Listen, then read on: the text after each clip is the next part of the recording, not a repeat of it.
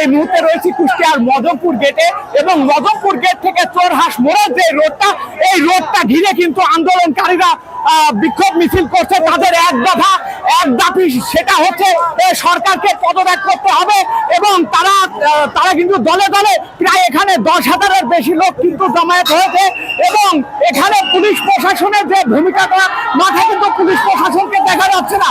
স্বৈরাচারের পদত্যাগ না হওয়া পর্যন্ত আমরা রাজপথ ছাড়বো না। শেখ হাসিনার পদত্যাগ করে তারপরে আমরা রাজপথ ছাড়বো। জনগণ রাজপথে নেমে এসেছে। যতক্ষণ পর্যন্ত এই খুনি স্বৈরাচার শেখ হাসিনা পদত্যাগ না করে ততক্ষণ পর্যন্ত আমরা এই মুক্তিকামী জনগণ রাজপথে থাকবো থাকবো থাকবো।